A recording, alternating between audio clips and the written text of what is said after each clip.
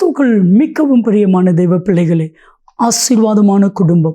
இந்த நிகழ்ச்சியின் மூலம் உங்களை சந்திப்பதில் என் இருதயம் கர்த்தருக்குள் மிகுந்த மகிழ்ச்சி அடைகிறது. உங்கள் எல்லாரையும் இயேசு கிறிஸ்துவின் இன்பை நாமத்தினாலும் கிராஸ் டிவி ஊழியங்கள் சார்பாக என் அன்பின் வாழ்த்துக்கள். இன்றைக்கும் வெளிநாட்டில் இருக்கிற அன்பு சகோதரர் கைலாஸ், அவங்களுடைய மனைவி நித்யா, இவங்களுடைய மகன் ஜோஷுவா, இவங்களுடைய குடும்பத்திற்காக ஜெபிக்க போகிறோம். குடும்பம் ஆசீர்வதிக்கப்படணும். இவங்க கையடிக்கிற எல்லாவற்றிலும் பாக்கிய நன்மை உண்டாகணும். அவர்கள் அங்கே தங்குவதற்குரிய விசா காரியங்களில் ஜெயம் கிடைக்கணும்.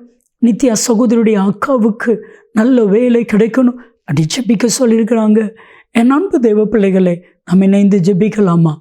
தகப்பனே, அன்பு சகோதரர் கைலாஸ் சகோதரருக்காக, அவங்களுடைய மனைவி நித்யாவிற்காக, மகன் ஜாஷுவாவுக்காக, அவங்களுடைய அக்காவிற்காக மிகுந்த கருஷனையோடு கூட ஜெபிக்கிறேன். விஷா ப்ராப்ளம் இல்லாமல் இருக்க கர்த்தர் உதவி செய்யும். இவர்கள் கையிடுகிற எல்லாவற்றிலும் பாக்கியமும் நன்மையும் உண்டாகட்டும், ஆசீர்வாதங்கள் உண்டாகட்டும். நீர் அப்படி செய்கிறதற்காக உமக்கு கோடி கோடி கோடி ஸ்தோத்திரங்கள் ஐயா. உங்கள் நாம மாத்திரம் மகிமைப்படட்டும். இந்த குடும்பத்தை ரட்சிங்க, ஆசீர்வதிச்சிருங்க. அப்படி செய்கிறதற்காக உமக்கு நன்றி ஆண்டவரே. நீங்கள் பேசுங்க, நாங்கள் கேட்கிறோம். இயேசு கிறிஸ்துவின் நாமத்தில் ஜெபிக்கிறோம் ஜீவனுள்ள பிதாவே, ஆமென், ஆமென். கிறிஸ்துவுக்குள் மிகவும் பிரியமான தெய்வ பிள்ளைகளே, ஆசீர்வாதமான குடும்பம். இந்த நிகழ்ச்சிக்காக ஆண்டவருடைய பாதத்தில் காத்திருந்த பொழுது கர்த்தர் சொன்ன கர்த்தருடைய வார்த்தை, தோல்விகள் எல்லாம் ஜெயமாய் முடியும். என் அன்பு தெய்வ பிள்ளைகளே, நம்ம தோல்வியோடு ஆரம்பிக்கலாம், ஆனால் முடிவு ஜெயம். உங்கள் வாழ்க்கையில் எப்பெல்லாம் நீங்கள் தோற்று போகிறீங்களோ அப்பெல்லாம் ஆண்டவருடைய சமூகத்துக்கு வாங்க. ஆண்டவரை பார்த்து ஒரு கேள்வி கேளுங்க. ஆண்டவரே, என்னுடைய தோல்விக்கு காரணம் என்ன அப்படின்னு கேட்டிங்கன்னா ஆண்டவர் அழகாய் சொல்லுவார். உங்களை நேசிக்கிற சர்வ வல்லமையுள்ள தேவன் அழகாய் உங்களுக்கு கற்றுக் கொடுப்பான். வேதாகமத்திலே ஒரு சம்பவம். யோசுவா பெரிய பெரிய பட்டணத்தெல்லாம் பிடிக்கிறான். எரிகோ பட்டணத்தை ஈஸியாய் பிடிக்கிறான். எதிகம் மதில்கள் அப்படியே சுக்கு நூறாய் உடைந்து போகிறது. சுற்றிலும் இருக்கிற ஜனங்கள் எல்லாரும் ஆச்சரியப்படுகிறார்கள். யோசுவாவை குறித்தான ஒரு பயம் ஏற்படுகிறது. யோசுவாவுக்கு முன்பாக யாரும் நிற்க முடியாது என்கிற ஒரு பேச்சு சூழ்நிலை வருகிறது. ஆனால் ஒரு சின்ன பட்டணம், ஆயி என்கிற ஒரு சின்ன பட்டணம், அந்த சின்ன பட்டணத்தை பிடிக்க முடியலை. அங்கே ஒரு மரணம் ஏற்படுகிறது, ஒரு தோல்வி ஏற்படுகிறது. இப்பொழுது யோசுவா தன்னுடைய சட்டைகளை ஆடைகளை கிழித்து புழுதியிலே கதறுகிறான். ஏன் எனக்கு இந்த தோல்வி? அப்பொழுதுதான் ஆண்டவராகிய தேவன் யோசுவாவை பார்த்து, உன் ஜனத்தை பரிசுத்தப்படுத்து. உன் ஜனத்துக்குள் பாவம் செய்கிற ஒரு மனிதன், ஆகான் என்கிற துஷ்ட மனிதன் இருக்கிறான். அதை நீ சரி பண்ணிட்டினா நான் உனக்கு ஜெயித்து கொடுப்பேன். அது சரி பண்ணாவிட்டா நான் உன்னை ஒன்றும் பண்ண முடியாது. யோசுவாவின் புத்தகம் 7வது அதிகாரம் 12-13 இப்போ யோசுவா அதை சரி பண்ணுகிறான். என் அன்பு தெய்வ பிள்ளைகளே, உங்கள் வாழ்க்கையில் தோல்விக்கு காரணம் என்ன என்று சொல்லி ஆண்டவரிடத்தில் நீங்கள் கேளுங்க. ஆண்டவர் சொல்லுவார், அதை சரி பண்ணுங்க, அதை சரி பண்ணுங்க.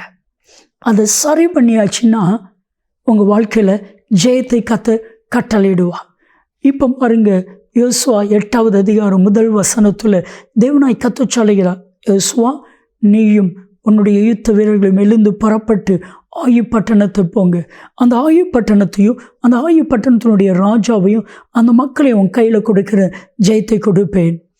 எந்த இடத்துல தோல்த்து போனாங்களோ, எந்த இடத்துல தோல்வியை சந்தித்தாங்களோ அதே இடத்திற்கு மறுபடியும் புறப்பட்டு போகிறாங்க. ஆண்டு ஒரு பெரிய ஜெயத்தை கொடுக்கிறார். என் அன்பு தெய்வ பிள்ளைகளே, எந்த இடத்துல நீங்கள் தோல்வியை சந்திச்சிங்களோ அதே இடத்துக்கு மீண்டும் போங்க. ஆண்டவர் அதில் ஒரு பெரிய ஜெயத்தை கட்டளையிடுவான். ஒரு சகோதரர், அவருடைய பிஸ்னஸில் பயங்கரமான தோல்வி ஏற்பட்டது. தோல்வி ஏற்பட்டது. அப்போ இவர் போய் ஆண்டவரிடத்தில் கேட்டார், ஆண்டவரே, நான் நல்ல பிஸ்னஸ் செய்கிறேனே, கார்டு ஒர்க் பண்ணுறேன், ஏன் எனக்கு அந்த தோல்வி அப்படின்னு கேட்கும் பொழுது ஆண்டவர் சொன்னார், உன்னுடைய அஜாக்கிரதை, நீ ஜாக்கிரதையாக இல்லை, அஜாக்கிரதையாக இருக்கிறான். உன்னுடைய அஜாக்கிரதை, நான் இவ்வளோ கார்டு ஒர்க் பண்ணியிருக்கேன், இதெல்லாம் வந்துடும். அஜாக்கிரதை நிமித்தமாக உன்னுடைய தொழிலில் நீ தோல்வியை காண்கிறான். காலையில் எழும்பாமல் அஜாக்கிரதையோடு கூட உன்னுடைய பிஸ்னஸை செய்கிறாய், கடின உழைப்பு உழைக்கிறாய், உண்மைதான். ஆனால் ஜாக்கிரதை இல்லையே, அஜாக்கிரதை. ஆண்டவர் சொன்னதுக்கு அப்புறம் அவர் சொன்னார், நான் காலையில் எழும்புவேன், என்னுடைய தொழிலை ஜாக்கிரதையா, சின்ன சின்ன காரியம், எவ்வளவு பணம் உள்ளே வருகிறது ஜாக்கிரதையா, எவ்வளவு பணம் வெளியே போகிறது ஜாக்கிரதையா, எவ்வளவு ஆர்டர் இருக்கிறது ஜாக்கிரதையா, அந்த ஆர்டருக்கு தேவையான பொருட்களை டெலிவரி பண்ணுவது ஜாக்கிரதையா, பிஸ்னஸை டெவலப் பண்ணுவது ஜாக்கிரதையா, பிஸ்னஸை ஃபாலோ பண்ணுவது ஜாக்கிரதையா, என்னுடைய வேலைக்காரர்களை கண்காணிப்பது ஜாக்கிரதையா. அவர் சொன்னார், என் லைஃப்பில் ஜாக்கிரதை வர ஆரம்பித்தது, தோல்வியை எல்லாம் ஜெயமாய் மாற்றினா. என் அன்பு தெய்வ பிள்ளைகளே, நீங்கள் ஜாக்கிரதையாக இருந்தீங்கன்னா நீங்கள் நீசர்களுக்கு முன்னால் நிற்காம ராஜாக்களுக்கு முன்பாக நிற்கும்படிக்கு கர்த்தர் உங்களை உயர்த்தி வைப்பா. ஜாக்கிரதை உள்ளவனுடைய கை ஆளுகை செய்யும். உங்கள் வாழ்க்கையில் தோல்விக்கு காரணம் என்ன? ஆண்டவரிடத்தில் கேளுங்க, ஆண்டவர் கற்றுக் கொடுப்பா, ஆண்டவர் சொல்லி கொடுப்பா. வேதாகமத்தில் அநேகவர்கள் தோற்று போயிருக்கிறார்கள், அநேகவர்கள் ஜெயிச்சிருக்கிறாங்க, அநேகவர் விழுந்து போயிருக்கிறாங்க, அநேகவர் சாதிச்சிருக்கிறாங்க. எபிரேயர் 11வது அதிகாரம் 32, 33 வசனத்தில் ஒரு பெரிய நீண்ட பட்டியல் கொடுக்கப்பட்டிருக்கிறது. அதில் நீங்கள் வாஸ்து பார்த்தீங்கன்னா அநேக பரிசுத்தவான்களுடைய பெயர் கிதியோன், சிம்சோன், ஏப்தா, இன்னும் பழைய சாமுவேல், தாவீது, தானியேல், இப்படி பழைய பேர் கொடுக்கப்பட்டது. இவர்கள் எல்லாரும் விசுவாசத்தினால் ராஜ்யங்களை ஜெயித்தார்கள். என் அன்பு தெய்வ பிள்ளைகளே, ஜாக்கிரதையும் இருக்கணும், விசுவாசமும் இருக்கணும். விசுவாசத்தோடு ஜாக்கிரதை, அதுதான் விசுவாசத்தோடு கிரியை. இந்த ரெண்டும் உங்கள் வாழ்க்கையில் இருந்துச்சுன்னா நீங்கள் ஜெயிச்சிடுவீங்க. 1 யோவான் 5வது அதிகாரம் 4வது வசனத்தை வாஸ்து பாருங்க. உங்கள் விசுவாசமே உலகத்தை ஜெயிக்கிற ஜெயம். இன்னைக்கு உங்கள் வாழ்க்கையில் தோல்வியெல்லாம் ஜெயமாய் கத்த மாற்றுகிறான். என் கூட இணைந்து ஜெபிப்பீர்களா? அன்பின் தகப்பனே, உடைய வாழ்க்கையில் இருக்கிற தோல்விகள் எல்லாம் ஜெயமாய் மாறட்டும். நீர் அப்படி செய்கிறதற்காக நன்றி, நன்றி, நன்றி. உங்கள் நாமம் மாத்திரம் மகிமைப்படுவதாக. இயேசு கிறிஸ்துவின் நாமத்தில் ஜெபிக்கிறோம் ஜீவனுள்ள பிதாவே, ஆமென், ஆமென்.